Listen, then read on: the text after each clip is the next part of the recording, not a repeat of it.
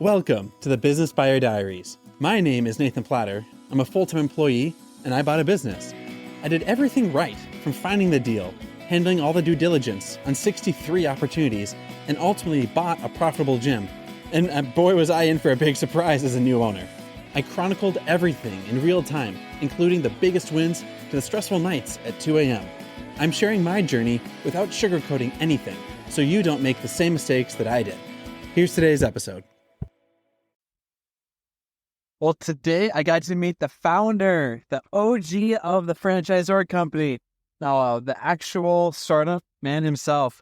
So that's pretty cool. Maybe like a week ago, or probably Monday. So like 4 days ago, I submitted an application.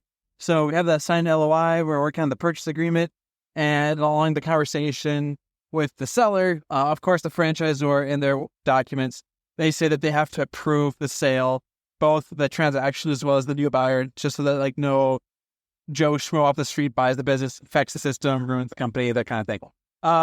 But had a chance to, with some of the one of the sales ops guy at corporate, to schedule something between the founder and myself. The business has been around 40 years, 35, 40 years, and they're still under 100 locations, which is totally fine. I don't think they've ever broken that 100 units, actually. It's very much a Midwest brand, and it just hasn't gone explosively national like some other companies have, which is fine. I was kind of enjoyed hearing the founder's story. So instead of being some bro that worked in the gym and then wanted to make a business out of it, or someone that heard they can make money selling franchise gyms, I got to hear straight from the horse's mouth why they started their first studio, their second, their third, their fifth, and then how they became a franchise. And not surprisingly, they started off as actually a licensing company and then turned into a franchise system. And I'll admit, I don't know if I know the difference yet. If someone sells a license versus a franchise, all I know is that franchises are way more compliance and a lot more sophistication on administrative work. But anyhow, it was really great talking to the CEO. And going into it, it's helpful to remember that everyone is vetting each other along the way. When you're applying for a job, dude, it's so easy to be oh, I need a job. I need money. Please hire me. And you don't care what the job is because they're going to hire you. But for a typical person that's buying a business or starting a franchise, it usually has more. It sounds kind of arrogant, but they have options. They can go with many different franchise concepts, a gym, a dog wash, a roofing company, an ice cream store. And so they can be picky because they're not, it sounds bad, but they're not begging for their next paycheck the same way as if they were an employee when they were starting off in their career or whatnot. I'll quit speaking to that. I don't want to get myself in hot water with how I word things, because sometimes I word things the wrong way. But you get what I'm saying. And so this whole time now I'm trying to feel out the CEO, the founder. This is someone that if they roll out a new component to the system and I like it, that's great. If they roll something out that I don't like he's on my list of people hey, I'm not a fan of this color palette or this branding initiative, or why are you wasting marketing money on this really bad idea? And so is this someone that can take pushback, someone that can take feedback, someone that, shuts me down when I'm talking with them? Do they even like me? Not I need them to like me, but do they respect me? Do they give me the microphone? Can I give them the microphone in conversations?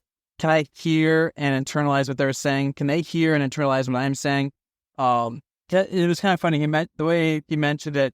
Right now, we're still in the dating phase. Once you sign a purchase agreement and the franchise agreement, then you're in the marriage phase. And then afterwards, you're in the honeymoon phase. Everything's great. Everyone's doing well. But eventually you get to that reality phase of the honeymoon's over. And right now we're in the day-to-day brass tacks phase. And now it's okay, well, when you have disagreements, how do you disagree well? When they don't like something that I'm doing, how do I resolve conflict with them well? When they're doing something I don't like, how do I resolve conflict with them well? And so we're signing up to do business together, and business gets hairy. There's that phrase don't date your cousin, in the same phase, don't, where was I going with that? There's a reason. But you need to have some differences in who you date and who you marry. And with business, you need to have some differences, but similarities as well. But who you date and who you marry, that parallel analogy made better sense in my head, but oh well, it's already out there. So we have to know that we can agree and disagree appropriately and respectfully. When I worked with a franchisor, they said they would kind of thing. There's 10% that are superstars, 10% that are like nobody wants them in the same franchise system. Everyone wants them to get out, but it's the 80% in the middle that everyone's trying to up their game and trying to improve their performance as a franchisee. And likewise, they want to have a great relationship with the franchisor most of the time. And so conversation went really well. It flew by. We probably spent 10 minutes about his background, 10 minutes about the business background as a company, and then probably 15, 20 minutes on my background. So since it's a gym, I told him some of my health and wellness journey and how I have gone through that. My personal relationship history. I love talking about my family, how I met my wife. Yes, I did meet her at summer camp. That is not a fallacy. It's kind of like a Disney story. I met my wife at summer camp. She's the first person I ever dated, and all that jazz. And then how that rolls in. And then I worked full time and went to school full time. I worked full time during the days. I went to school nights and weekends at community college, and then at dirt cheap state school in Minneapolis. And then when I got my MBA, I took classes from 6 p.m. to 10 p.m. every night for a year before I got my MBA, while working a full-time job during the day. And so I bring up those stories because part of it I use to highlight my character, part of it to highlight like my work ethic and like my drive, but then I also get to tie that into what I know what it means and what it takes to do well and to go above and beyond and to do the sucky part of what it takes to be successful in what you put your mind to.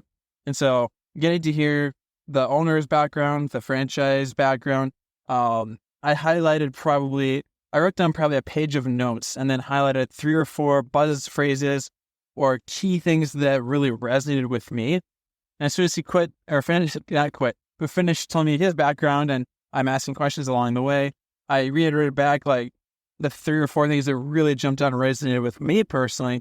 And then talking about my background, I wanted to highlight how my background and like part of my identity lines up actually really well with his background and the company background. Because part of it is I'm selling myself to them. And if I'm going to work with these people, I want to know they have similar mindsets, similar values. And that really is in a good starting spot. And so that they buy into me and that I can buy into how they do it. If for this particular brand, the founder is still involved with it. And a lot of times the founders will step away. They'll get what have I heard? They'll have a liquidity event. That's what it's called, where the seller might sell part of their business to like a private equity group, or they want to get bought out by part of their partner, but they're still like the face of the business. And this founder is still like actively involved and day to day, which is great. I think that's really cool. For a sub 100 units, that's totally fine if you're still actively involved. You don't need to be gone to keep doing well. And so wanted to know that they're still invested financially and mentally and emotionally, where they see the business growing. I told them my outlay for where I want to grow the business and buying some existing units, but then where would I foresee some markets that I would love to open up some studios as well, that they are kind of familiar with, but not as familiar as to know the area. So all that to say, really great conversation, good back and forth. There's definitely a part 2. We exchanged numbers. We're able to have those follow-ups, but that was really cool. It's a perk of buying a unit or a store, a studio within a smaller system when you can still meet the original crowd, the folks that got things up and going, the OGs of the business, and not the 3rd or 4th generation management like you would at like a McDonald's or a Burger King, where they've gone through corporate transactions. No, the guy I'm talking to is the original founder. He still likes jujitsu and all of his other quirky hobbies, which is really awesome. It's pretty badass actually, and so I really enjoyed it. Next step is to now wait for the purchase agreement. We got the PA draft back from the broker. It looks solid. I had some pushback on a few items. Got those edits submitted. They looked good. They're now doing a quick in-house scan over just to make sure the addendum verbiage is accurate and truthful and works with underwriting. There's a lot more cooks in the kitchen when it comes to documents. I didn't realize how many people would want to approve papers. But now to wait for that purchase agreement, we got the green light. So once that arrives, We sign the purchase agreement, and it'll tell you what happens after that. But we'll be ready to rock and roll from there. This has been another episode of the Business Buyer Diaries. Subscribe so you don't miss the next episode. I hope you're realizing that business ownership is no cakewalk. Check the podcast notes for a link to the DIY due diligence program, the complete list of show sponsors, and for media inquiries. Music written and composed by Wes Schrock. I'm your host, Nathan Platter. Join me again on the next one.